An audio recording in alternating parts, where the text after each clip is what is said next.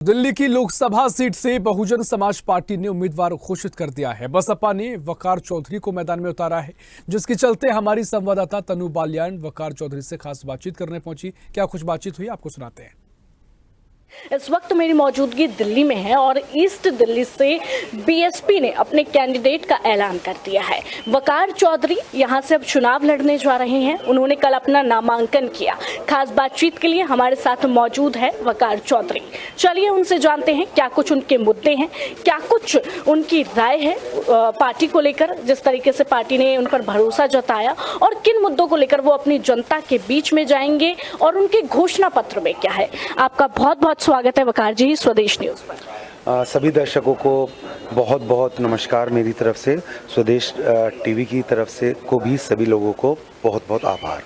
वकार जी, मेरा पहला सवाल आपसे कि पार्टी ने आपके ऊपर भरोसा जताया और आपको टिकट दिया, और वहीं अगर दिल्ली की बात की जाए तो दिल्ली में तमाम मुद्दे हैं, तो ऐसे में पार्टी ने तो आपके ऊपर भरोसा जता दिया, लेकिन जनता आपके ऊपर भरोसा क्यों करे? आपका जो कार्ड है, आपका जो घोषणा पत्र है, उसमें क्या क्या मुद्दे हैं जो आप जनता के बीच में लेकर जाएंगे?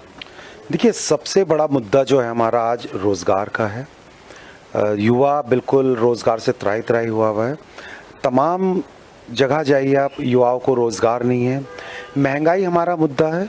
महंगाई आज देश कहाँ पहुँच चुका, पेट्रोल डीजल के किस कदर बेतहाशा प्राइस बढ़ रहे हैं, गैस सिलेंडर कितना महंगा हो गया। चौथा है सामाजिक स्थिरता, सामाजिक भेदभाव को ख़त्म किया जाए।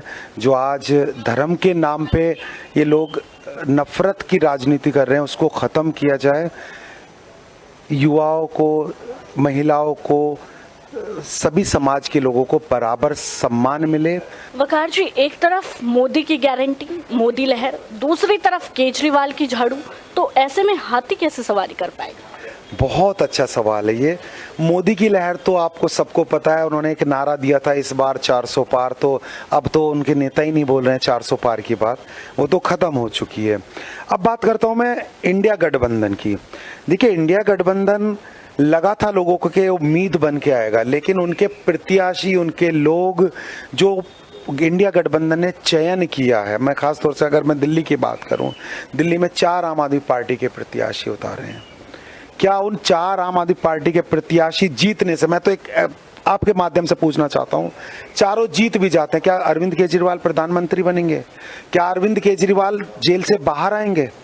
क्या अरविंद केजरीवाल को जरा भी फायदा होगा? क्या मनीष सिसोदिया जी बाहर आ जाएंगे? कतई नहीं आने वाले हैं। तो जनता समझ चुकी है कि इस महापर्व में अगर कोई पार्टी आपको साथ लेके चल सकती है तो वो बहुजन समाज पार्टी है। क्योंकि बहन मायावती ने एक शासन करके दिखाया आपको, उत्तर प्रदेश में एक सुशासन का मॉडल दिया है। सब लोगों को पता है, बच्चे बच्चे को पता है कि सरकार कैसे चलती। मोदी जी कह रहे हैं 400 पार, अरविंद केजरीवाल का नारा है जेल का जवाब वोट से। ऐसे में बीएसपी कैसे जवाब देगी वोट का? बीएसपी जवाब देगी आर्थिक स्थिरता लाके, लोगों के जो पिछड़ा मुस्लिम, दलित और ओबीसी समाज है उसको आगे लाके। उगाही करने वाला, गलत काम करने वाला एक प्रत्याशी उतारा है।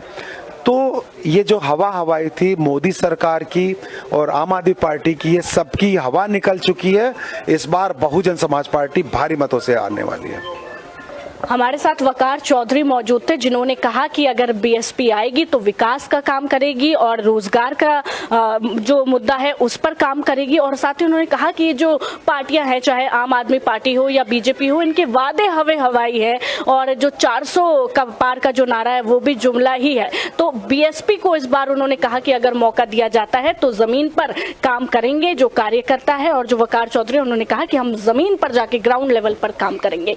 कैमरामैन तनु के साथ तनु बालियान, स्वदेश न्यूज, दिल्ली।